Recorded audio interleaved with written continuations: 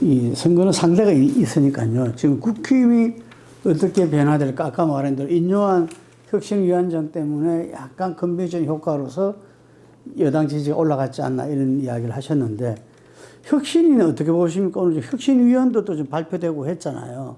글쎄 좀 뭐 아무튼 인요한이라는 분이 몸집도 크고 머리카락도 금발인가요? 뭐 예, 그래서 푸른 눈의 금발이라 전혀 다른 사람을 한 번도 경험해보지 못한 사람을 내세워서 뭐가 달라지려나 했더니 뭐 예, 혁신위원들 임명하는 데는 별로 이렇게 그 눈길을 끄는 사람이 없더라고요. 예. 그 인요한 위원장이 부인과 아이 빼놓고는 다 바꾸자 이렇게 얘기를 했다고 하는데 그래서 이번 그 혁신위원 임명하는 걸 보고 좀 이렇게 해석을 해봤습니다. 그러니까 윤석열 대통령한테 한 얘기가 아닌가. 이 김건희 여사하고 자기 자식들 있잖아요. 이 친윤, 윤핵관, 친윤 이런 사람들 빼고 다 바꾸자 이런 얘기를. 그러지 않고 혁신위원을 저렇게 하겠어요? 하태경 의원을 혁신으로 시킬 수 있는가 한번 지켜볼 필요가 있다 했는데 역시 어쩌면 친윤계로 다 분류된 사람이 나왔어요. 네, 박성준, 김경진, 박성준 그랬을 때 오히려 그 이야기보다는 또 한편으로는 김한길 통합위원장하고 매일 전화하는 사이다. 이랬다가 뒤에 수습했잖아요. 했는데 그 이야기가 그냥 툭 나왔었어요, 이게. 그럼 지금 김한길 이 위원장 하면은 이른바 윤석열 신당의 주역이다. 본인은 부인했지만. 근데 이거 무슨 그림이지? 윤석열 신당이 나올지에 대해서는 좀 더 지켜봐야 되겠습니다.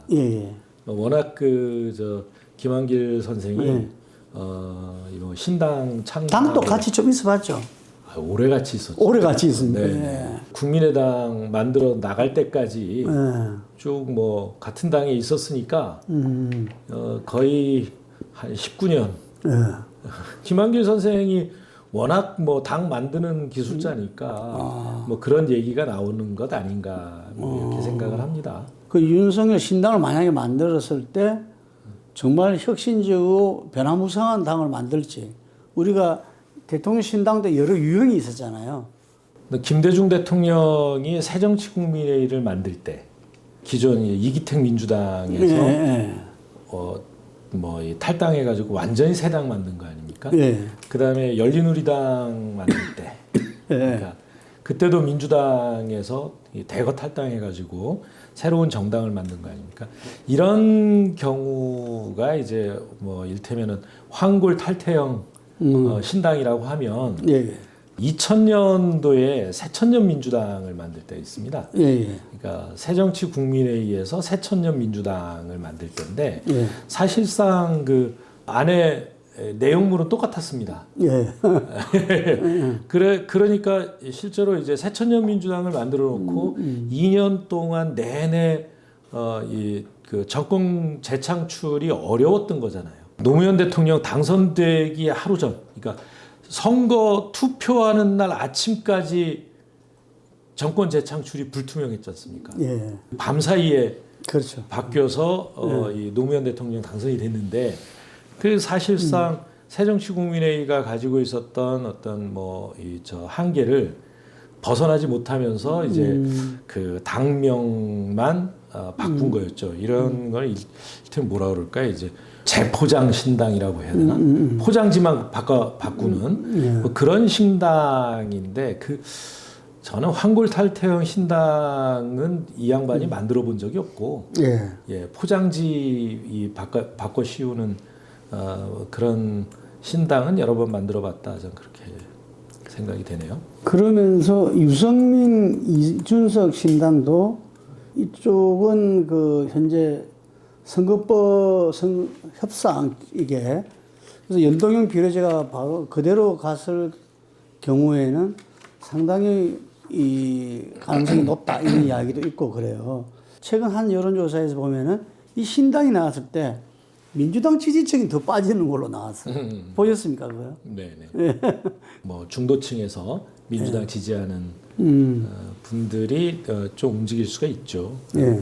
그러나 또 뭐 전반적으로 그쪽 신당이 나온다고 해서 우리 민주당과의 그 지지율 차이가 뭐 다소 조금 줄어드는 거지 뭐 그 판세를 뒤집을 정도는 아닌 것 같아서요. 뭐 그렇게 걱정스러운 일은 아니라고 봅니다. 다만 이제 그 선거법 협상과 연동이 돼 있다면 국민의힘이 또 이 선거법 협상에 그걸 계산해 넣고 하지 않겠어요? 그 협상을. 예. 그 어떤 협상이 이루어질지는 이제 막판이 되면 될수록 이해관계가 좀 더 분명해지고 노골적이 될 거라고 봅니다. 그래서 국민의힘이 어떻게 나올지 좀 자목 궁금합니다.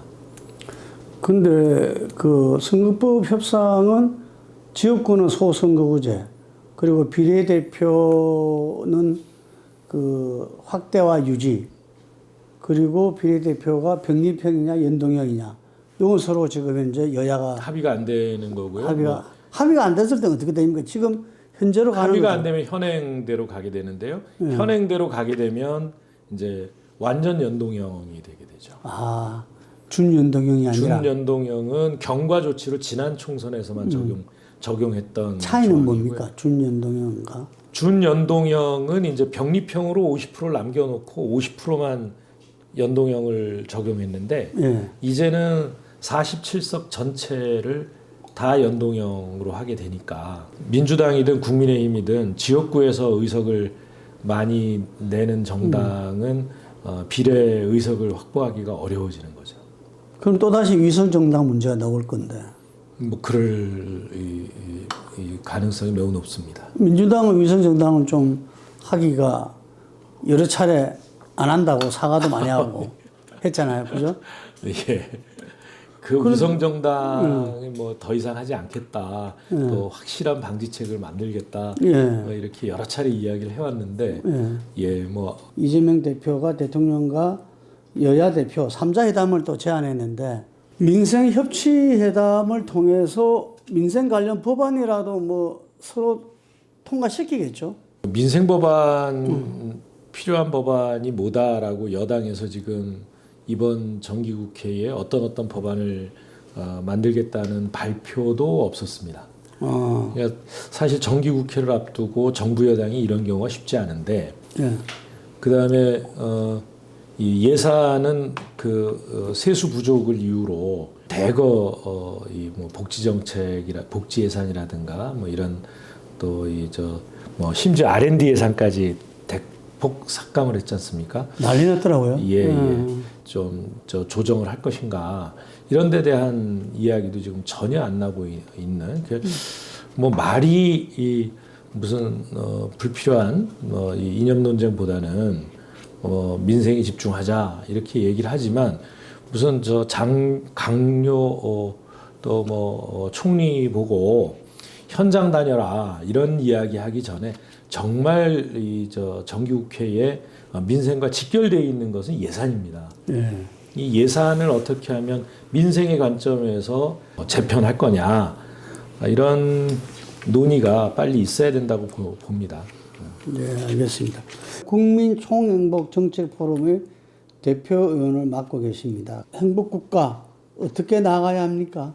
다시 말하면, 그러니까 GDP 중심의 그러니까 성장 전략을 가지고는 이제 그러니까 국가 경제의 지속 가능성, 또 국가 경제뿐만 아니라 대한민국 사회의 지속 가능성이 유지되기 어렵다는 이유 때문에요.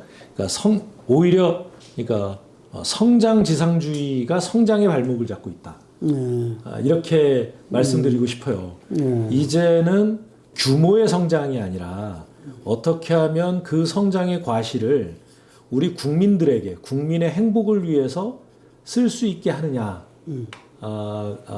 중요하고 그렇게 될 때 우리 국민들이 더 이 창의적이고 이 혁신적인 경제를 만들어 나갈 수 있다. 저희는 국민총행복정책포럼을 21대 국회에 들어와서 만들어서 쭉 그 방안을 연구해 왔고 또 그것을 이제 국민총행복 증진 법으로 제출을 또 했습니다. 유니온 2024년 총선에 드디어 5선에 도전합니다. 5선에 도전하는 의지와 포부 부탁드리겠습니다. 또 뭐 5선 도전한다고 정치하는 이유가 바뀌지는 않습니다. 그러니까 이 헌법에 정하고 있죠. 그러니까 이제 국리민복 뭐 이렇게 얘기를 하기도 하고 국익을 위해서 그 다음에 국민의 자유와 행복을 위해서 정치를 해라라고 하는 게 국회의원에 대한 헌법적 명령입니다. 그렇기 때문에 이 5선 도전하는 지금도 우리 대한민국의 민주주의 체제가 좀 더 발전돼 나가기를 바라고 그다음에 그 모든 것이 국민의 행복으로 연결되기를 바라는 마음이고요. 그런 과정에 제가 해야 될 일이 조금이라도 있다면 최선을 다하겠다 이런 생각입니다. 또 아울러서 이제 저희 지역은 그러니까 인구가 한 20만 정도 되는 작은 도시인데요.